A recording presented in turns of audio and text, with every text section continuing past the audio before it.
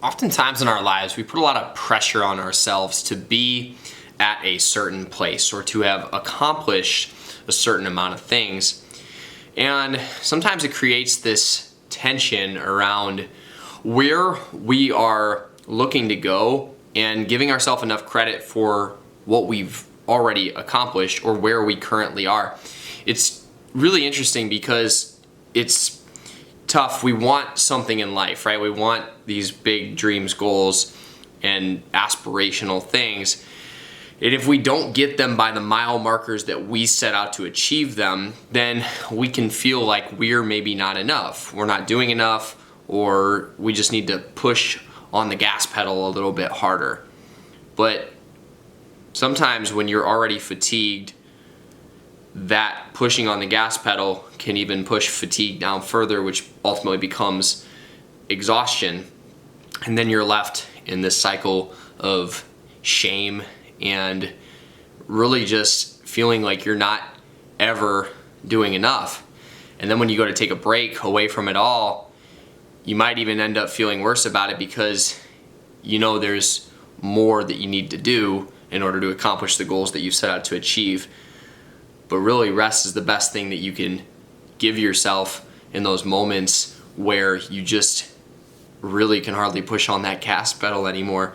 And so it's kind of this balancing act that we're playing in life.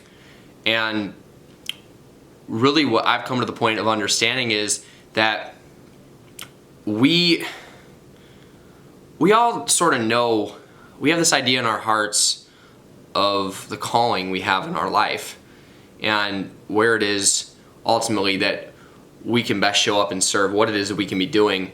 And really it's in the midst of the uncertainty, it's having the faith that it's going to work out, even when you don't quite have the energy to put your foot back on that gas pedal, and knowing and having the faith that taking the rest is actually something that you should be doing, and it's okay. It's actually something that you can give yourself some grace for, and realizing that rest is actually going to create this new level of strength. And it says in the Bible, our strength is made perfect in weakness.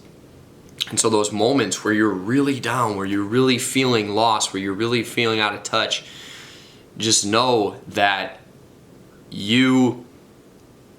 something's happening deep down in your heart, and there's a transformation that's occurring, and it's just leaning into that where you can finally start to understand that it's okay, and we don't need to be rushing around in this hurried state all the time. In fact, we should ruthlessly eliminate that hurry from our lives in order to find that peace and get back to that state of ultimately creating and operating from a place of love instead of a place of fear and just lack and limitation.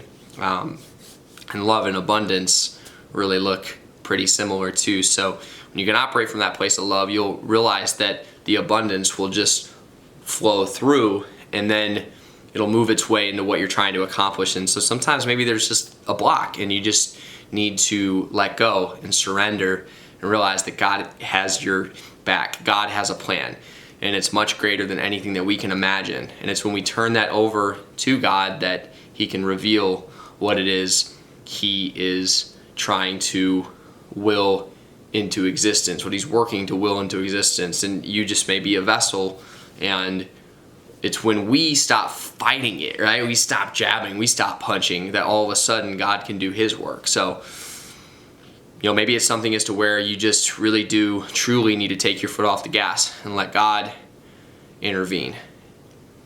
And those divine serendipities will start to pop up again. So I oftentimes say keep going at the end of these videos. And ultimately, yes, keep going.